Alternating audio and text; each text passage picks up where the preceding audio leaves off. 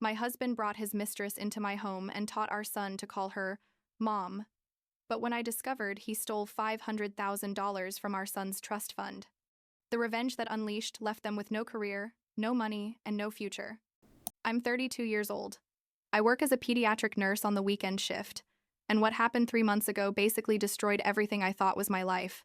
I've been married to Patrick for 8 years, or I was, I guess, because now we're in the middle of a divorce that's literally a nightmare. And we have a 6-year-old son named Logan, who is my entire life. I suppose I should start from the beginning. So, this makes sense, because when people ask me what happened, I don't even know where to start. Honestly. I met Patrick when I was 24. He worked at a big corporate law firm. You know, one of those jobs where you wear a suit every day and make a ton of money. And I had just finished my pediatric specialization. We got married fast, like a year and a half after we started dating, and everything seemed perfect. You know? He was ambitious, smart, came from a family with money. His mom Marilyn was super good to me from the beginning. And when we had Logan, everything felt like my bray. Life was exactly where it should be. I worked long shifts at the hospital, like 12 hours straight on weekends. But I liked my job and the money was good. And Patrick always said he was proud of me. That I was an incredible mom and an incredible professional and all that. The thing is that like a year ago, he started mentioning this colleague from work, Heather, more often than normal. At first, I didn't think much of it because, he worked with a lot of people and was always telling stories from the office. But then it was Heather this and Heather that. And Heather made a super funny joke in the meeting, and Heather helped me with this complicated case. I thought, well, okay, they have a good working relationship, right? I was never one of those jealous or paranoid wives. And besides, I trusted him completely. We'd been together for years and had a son. You know what I mean? But 6 months before, everything exploded. I started noticing weird things. Patrick was coming home later from the office, like 9 or 10 at night when he used to come home at 7, and he always said he had meetings with clients or was working on an important case with, guess who? Heather. He started being on his phone more, and when I'd walk into the room, he'd flip it over or put it face down super quickly. One time I asked him if everything was okay, and he told me he was stressed about work, that they were considering him for partner and he needed to prove he deserved the position, and I believed him because, well, why wouldn't I believe him? What I didn't know at that moment was that Patrick had access to a family trust fund that his grandfather had established. Something like $800,000 that was supposed to be for Logan's education and family emergencies. You know, important things. His mom Marilyn was the main administrator, but Patrick had authorization to make withdrawals with her approval, and apparently he'd been forging documents or something because it turns out he'd been taking money out without her knowing. I found that out later, but it's important to understand the full magnitude of what this guy did. Fast forward to 3 months ago. I was working a double shift that weekend, Saturday and Sunday complete, because one of my coworkers had gotten sick and they needed to cover her shift. I told Patrick I was going to be away from Friday night until Sunday afternoon, like 40 hours straight, with only a few hours of sleep in the hospital break room. He said no problem, that he was going to stay with Logan, and they were going to have their boys' weekend, you know, watch movies and eat pizza and all those things dads do when moms aren't around. Sunday, I left the hospital around 2 in the afternoon instead of 6 because we finished earlier than expected, and I was exhausted, literally felt like I was going to pass out. But I was also excited to get home and see my baby because I missed him so much. I drove home, like 40 minutes from the hospital, and when I got there, there was a car I didn't recognize parked in the driveway. A BMW, like from 2022 or something. Super new and expensive. I thought maybe Patrick had invited a friend or colleague over. I don't know. I didn't think much of it at that moment. I went into the house and the first thing I noticed was that it smelled different, like a perfume I didn't wear, something floral and sweet that seemed weird to me. I left my bag at the entrance and walked toward the kitchen because I heard voices, and what I saw when I walked in basically left me frozen in place. There was a woman there, like in her 30s, blonde, tall, dressed super casual in jeans and a hoodie, and she was wearing my apron. You know, the one with painted sunflowers that my mom gave me years ago. She was standing in my kitchen, wearing my apron, cooking something on my stove, and Patrick was sitting at the table with Logan, both of them laughing at something she'd said. I stood there like an idiot, for what was probably 5 seconds but felt like an eternity. And then Patrick looked up and saw me. And his face, I mean, his face was pure panic, like he'd seen a ghost. He stood up so fast the chair almost fell over and said my name, Julia, in a way that sounded almost like a question, as if he couldn't believe I was there in my own house. The woman turned around and looked at me, and I recognized her face from photos Patrick had shown me from work events. It was Heather, his colleague, his work wife, as he sometimes called her jokingly. And there she was, in my kitchen, wearing my apron, cooking on my stove like it was her house. I couldn't speak, literally felt like someone had punched me in the stomach. And then Logan, my 6-year-old baby, ran over to her and said, "Mom, when is the food going to be ready? I'm hungry." Mom. My son called her Mom. This woman I'd never seen before in my life, who was my husband's mistress. Though at that moment I still hadn't fully processed it. My son called her Mom, and she smiled at him and ruffled his hair and said, "It's almost ready, sweetie, go wash your hands." I think in that moment something broke inside me. I asked Patrick what was going on, and my voice sounded weird, like it wasn't mine. And he started stammering something about how Heather was going through a difficult situation, that her apartment had water problems or something and needed a place to stay for a few days, and that he'd offered her the guest room because, they were friends and colleagues and it was the right thing to do. But I'm not stupid. You know what I mean? I saw the way she looked at him. I saw the way he avoided my gaze. I saw the pile of her stuff in the living room. Not just a suitcase, but like boxes and bags and a bunch of clothes hanging on the coat rack by the entrance. That woman wasn't staying for a few days. That woman had moved into my house, and somehow my husband had convinced her, or told my son to call her Mom. And I didn't understand anything, didn't understand how this had happened, how my life had become this nightmare in less than 48 hours. I asked Logan why he'd called her Mom, trying to keep my voice calm even though inside I was screaming, and he looked at me with those big eyes he has, so innocent, and said, "Dad said she was my real mom, that you were just my work mom because you were always working and she could actually stay home with me." And when he said that, when those words came out of my 6-year-old son's mouth, something inside me turned off and turned on at the same time. I like a mix of pain so intense I could barely breathe, and a fury so big, I felt like I was going to explode. I told Patrick we needed to talk in private. Now. And he followed me to the bedroom while Heather stayed in the kitchen with Logan, like nothing was wrong. I closed the door and asked him how long this had been going on, how long he'd been sleeping with his colleague, how long he'd been planning to replace me in my own house, in my son's life. When he tried to deny it at first, saying I was jumping to conclusions, that Heather was just a friend, that I was being irrational and dramatic. But I wasn't that Julia who trusted him blindly anymore, not after what I'd just seen and heard. I opened his computer, which was on the bedroom desk, and even though normally I would never have done something like that, nothing mattered anymore. I checked his email while he yelled that this was invasion of privacy, and there they were. Hundreds of emails between him and Heather, some of them so explicit they made me nauseous, talking about their relationship, about how much they loved each other, about the plans they had together, about how I was an obstacle they needed to handle. There was one email in particular, from like 2 months ago, where Patrick told Heather he almost had everything ready for her to move in permanently, that he just needed to find the right moment, and that Logan was already starting to get attached to her after all those play dates they'd had when I was working. Play dates? My husband had been taking my son to spend time with his mistress, introducing her as his new mom, preparing him to replace me, and I'd had no idea.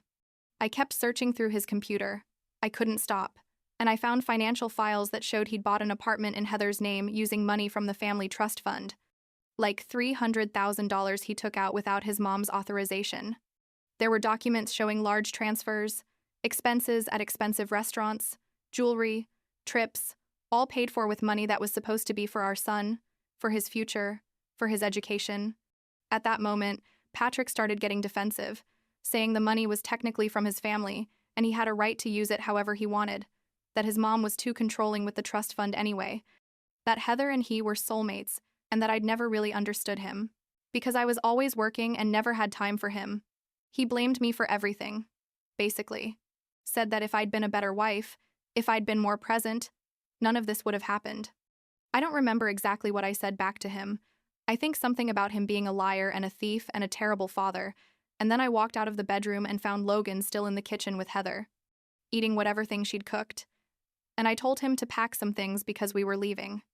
Patrick followed me, yelling that I couldn't take our son, that if I tried to leave, he was going to fight for full custody, that any judge would see I was an absent mother because of my job, and that Logan was better off with him and Heather. But I'd already made my decision. I packed a suitcase with clothes for Logan and for me, took important documents, the family photos I had in the living room, some of Logan's favorite things, and we left while Patrick yelled, and Heather stood there in the kitchen with that expression of discomfort but also like satisfaction, you know, like she'd won something. I drove straight to Marilyn's house, Patrick's mom, who lived like an hour away. I arrived crying, with Logan confused and scared in the back seat asking what was happening, why we'd left, if he'd done something wrong. I told him he hadn't done anything wrong, that Mom and Dad had some problems they needed to work out and that we were going to stay with Grandma for a while. Marilyn opened the door and saw my face and knew immediately that something terrible had happened. I filled her in on everything, told her about Heather, about the emails, about Logan calling her mom, and about the trust fund money. When I mentioned the trust fund, her face changed completely, went from worried to furious in seconds.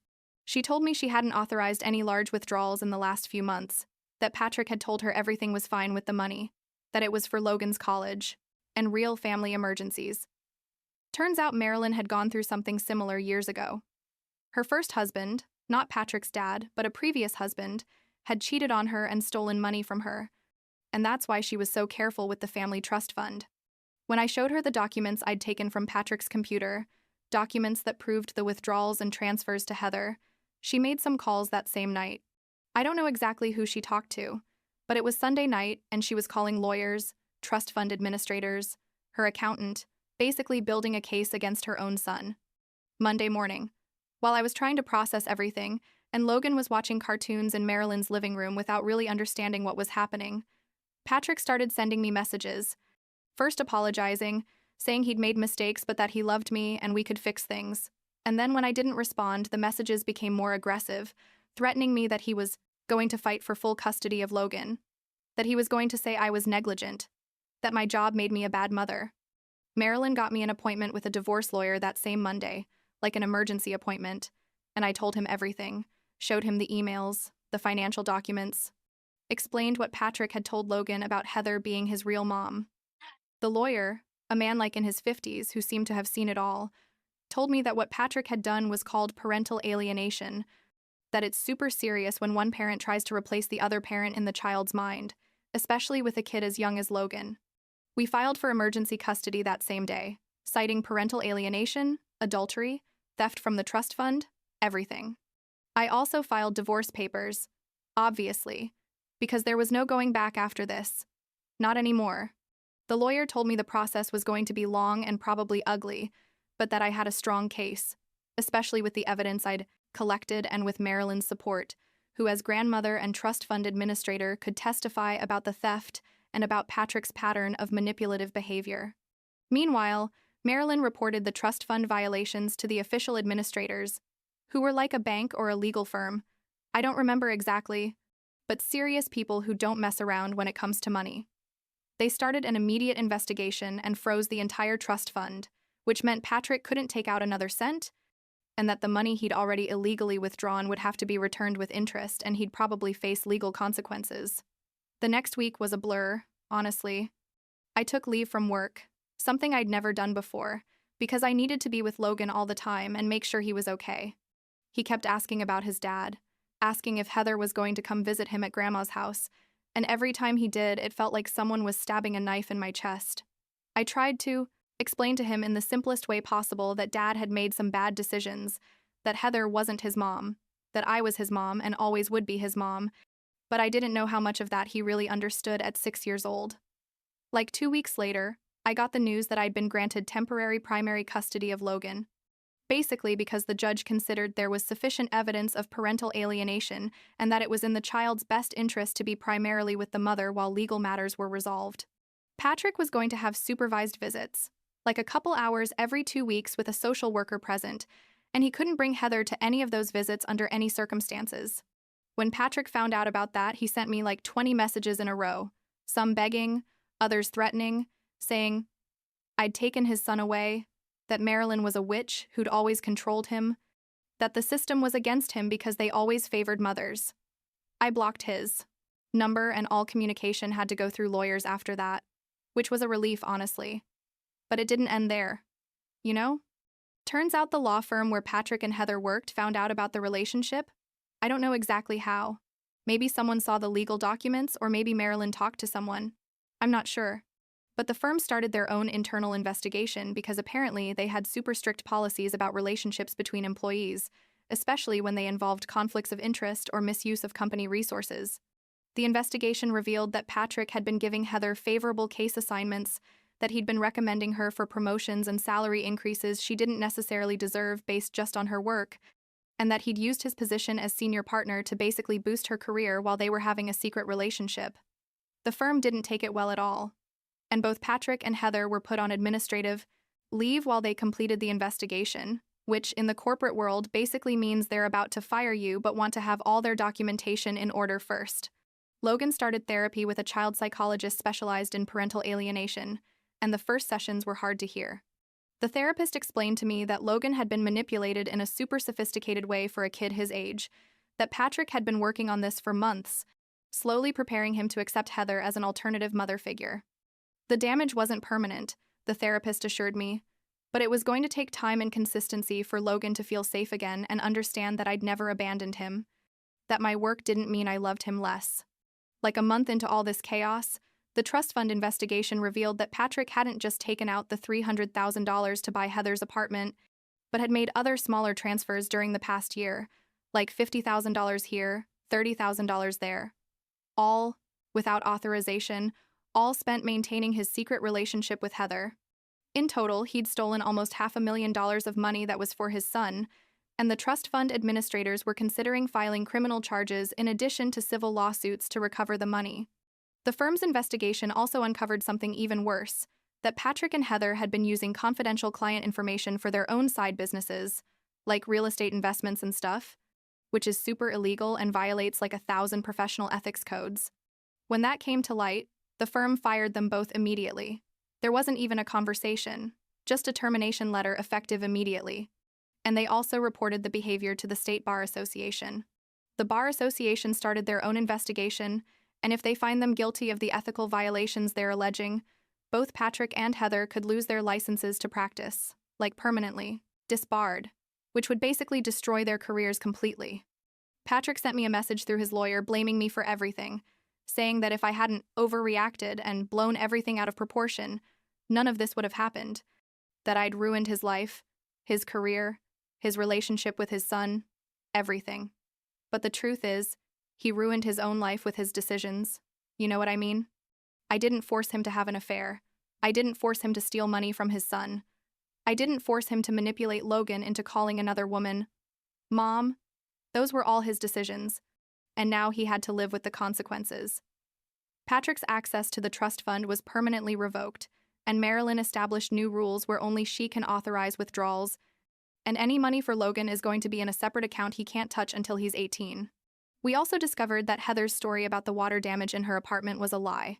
She'd never had any problem with her apartment. That was just the excuse Patrick used to justify her moving into our house. Heather ended up moving out again like 6 weeks into this whole disaster. Apparently, the relationship between her and Patrick was falling apart now that their whole world was crumbling. You know, it's easy to be in love when everything is secret and exciting, but when you have to face the real consequences of your actions, things change. Logan started showing progress in therapy after like 8 or 9 sessions. One night, like 2 months after everything exploded, we were lying in the guest room bed at Marilyn's house, reading his favorite book before sleep, and suddenly he looked at me and said, "Mommy, you're not going to leave too, right?" And when he said mommy again, not work mom, or something weird like that, but mommy, I started crying right there. I couldn't help it. I told him I was never going to leave, that I'd always be his mom, that I loved him more than anything in the world, and he snuggled against me and fell asleep there. The divorce proceedings keep moving forward. Obviously, these things take time, but my lawyer says I have a very solid case for permanent primary custody.